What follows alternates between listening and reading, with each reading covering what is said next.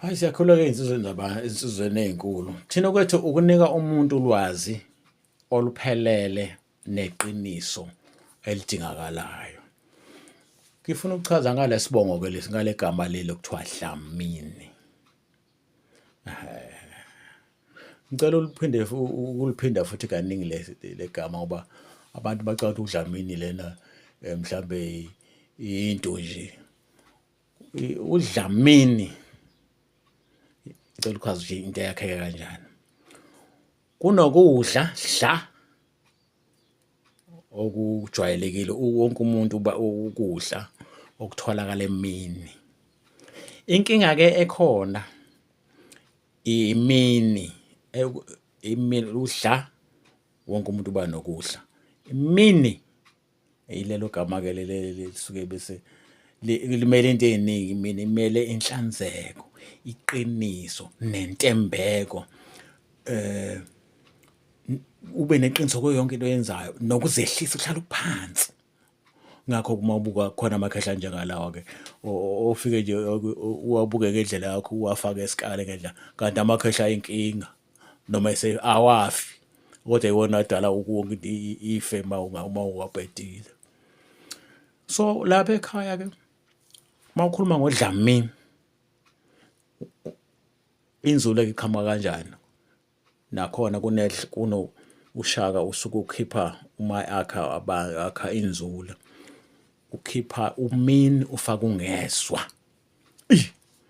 Manje mawusufakela ongezwa ke sekuqhamuka inzule ke lapho ayizwa ayilaleli ayifundiseki izithwele kwamfazi wakhona kaneli uthi umbeka la endlini usehambile usekushile useshona kwindawo othatha amanye amadoda akuneli ukuneliseka is very important ukuneliseka unele into bese ufundiseka bese wazi nanomzimba wakho ukuthi isona isitsha iyona odala umzimba iwona odala ukuphile uma ukwazi ukuphatha kahle.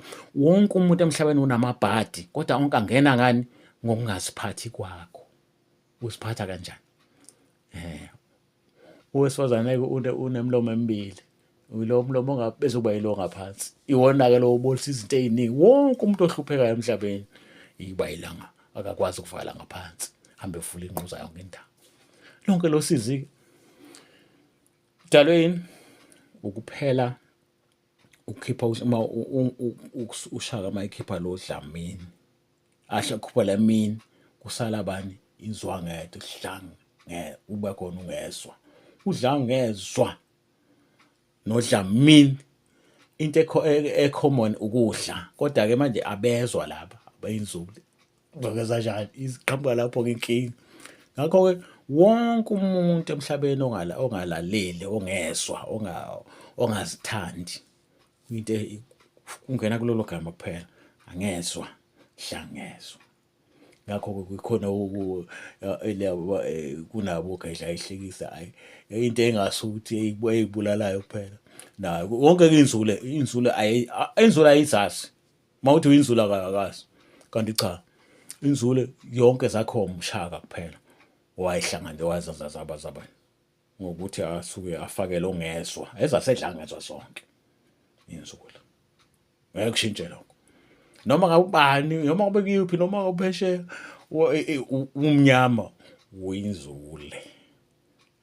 Ngeke uma bayisigqila ukuthi uyinzule awazi. Ngakho uma uthi igqila mawuthi uma iqala ukubona vele wesifazane wathi hey mina mhani we honey uqala ukubona hey mhani angijabule indlela yabo oyokufuya izinto zonke abayikho bafundiswa ngendlela yabo kodwa usala umhlaba wonke womuntu omnyama konke lokho konje kumile phezulu komuntu omnyama.